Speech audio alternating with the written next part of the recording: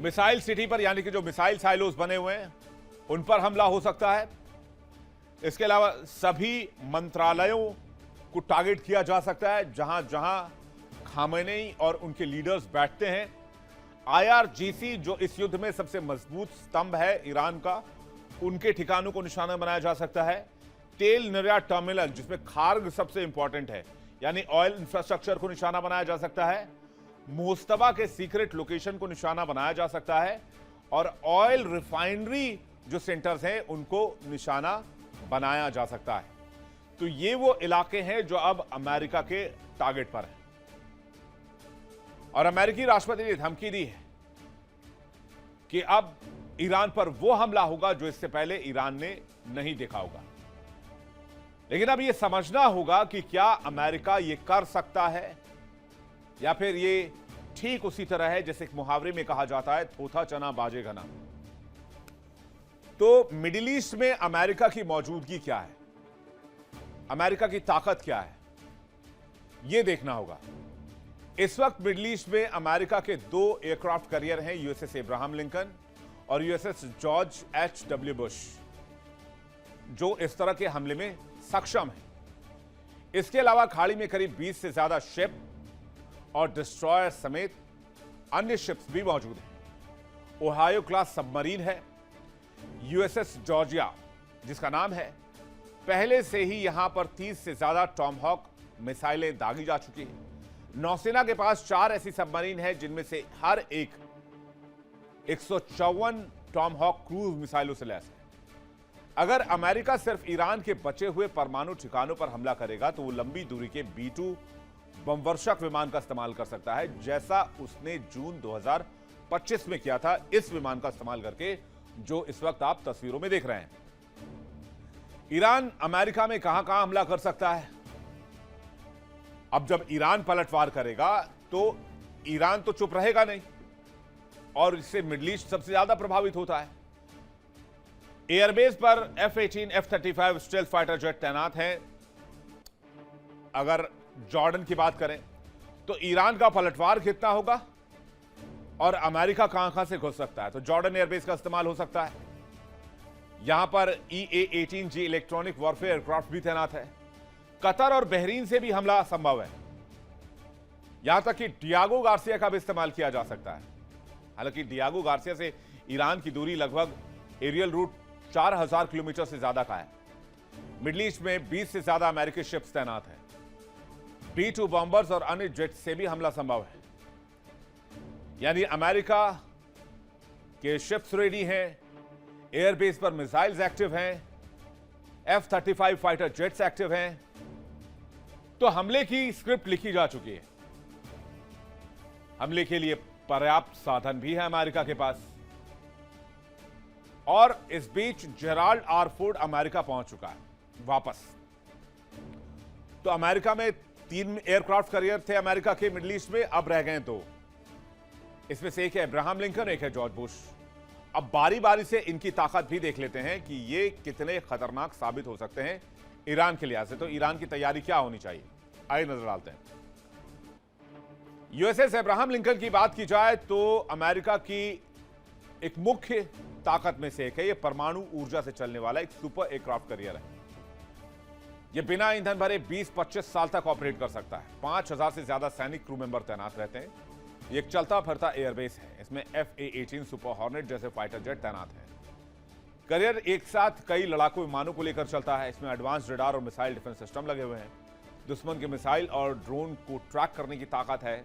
हिंद महासागर से लेकर प्रशांत महासागर तक लंबे मिशन चला सकता है। अमेरिका अक्सर इसे युद्ध के समय पावर प्रोजेक्शन के लिए आगे रखता है। इसका आना मतलब अमेरिका की एक बहुत बड़ी ताकत का किसी जंग में कूद जाना। अब यूएसएस जॉर्ज डब्ल्यू बुश के बारे में भी जान लीजिए। USS George H W. Bush America की इंपॉर्टेंट ताकतों में से एक और ये निमिट्ज क्लास का एयरक्राफ्ट कैरियर है। पूर्व अमेरिकी राष्ट्रपति जॉर्ज H.W. बुश के नाम पर इसका नाम रखा गया। ये परमाणु रिएक्टर से चलता है, इसलिए इसकी रेंज काफी है। इसमें 90 विमान और हेलीकॉप्टर तैनात रहते हैं। स्टेल्थ फाइटर और इलेक्ट्रॉनिक वॉरफेयर एयरक्राफ्ट भी यहां से होते हैं।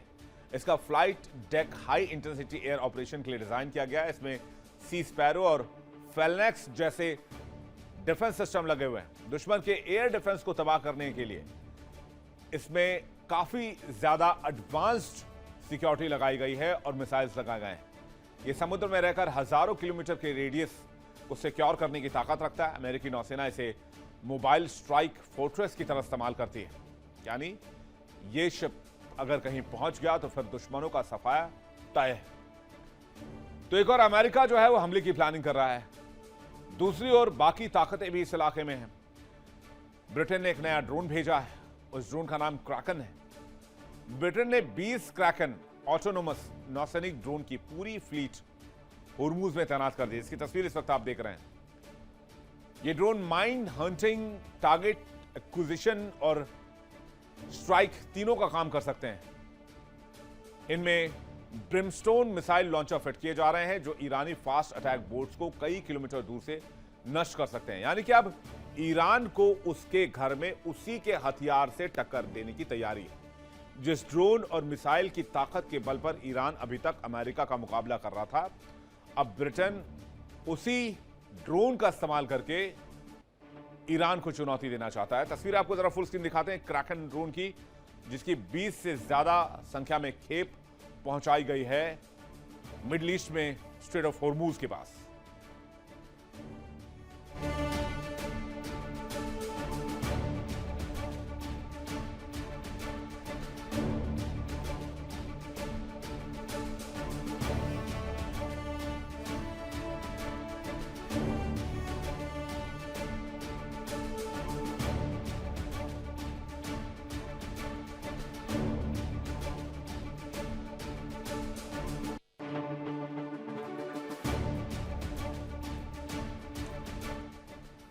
तो ब्रिटेन का ही असलाहा इस इलाके में नहीं पहुंच रहा है। ब्रिटेन के अलावा फ्रांस ने भी असला बारूद जमा करना शुरू कर दिया है। ब्रिटेन के रक्षा मंत्री जॉन हीली ने ऐलान किया कि ब्रिटेन ड्रोन, फाइटर जेट और नौसैनिक संपत्तियां होर्मुज मिशन में लगाएगा। ब्रिटेन ने HMS ड्रैगन रॉयल नेवी का टाइप 45 एयर डिफेंस डिस्ट्रॉयर पहले ही तैनात कर दिया है। इसका सी वाइपर मिसाइल सिस्टम 10 सेकंड में 8 मिसाइलें दाग सकता है और एक साथ 16 को गाइड कर सकता है। फ्रांस के राष्ट्रपति मैक्रोन ने परमाणु संचालित aircraft carrier Charles de Gaulle को मिडिल ईस्ट में भेज दिया है। साथ ही Rafale fighter jet, air defence system और एयरबोर्न रेडार सिस्टम भी तैनात किए जाने की खबर आ रही है।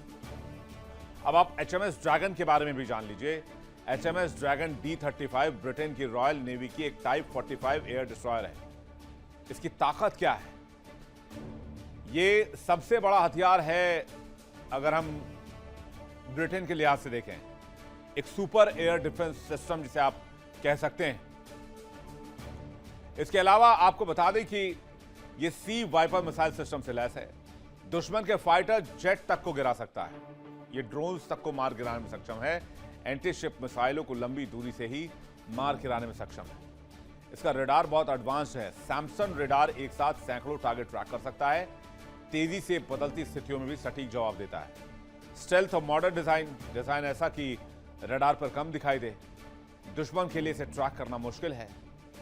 हालांकि ये एयर डिफेंस स्पेशलिस्ट है, लेकिन ये एंटी शिप वॉरफेयर, सीमित एंटी सबमरीन ऑपरेशन और हेलीकॉप्टर्स ऑपरेशन भी ऑपरेट करता है। इसकी स्पीड भी बहुत तेज होती है। जहाज तेज गति से ऑपरेट करता है। दुनिया के किसी भी समुद्री क्षेत्र में ऑपरेट करने की ताकत है। मिडिल ईस्ट और होर्मुज जैसे हाई टेंशन एरिया में ऑपरेट करने की काबिलियत रखता है। अब फ्रांस ने चार्ल्स डी गॉल भेजा है, उसकी ताकत भी देख लीजिए। चार्ल्स डी गॉल की ताकत है, ये न्यूक्लियर रिएक्टर से चलने वाला एयरक्राफ्ट कैरियर है। इसमें बार बार ईंधन की आवश्यकता नहीं पड़ती है। सालों तक मिशन में लगा रह सकता है।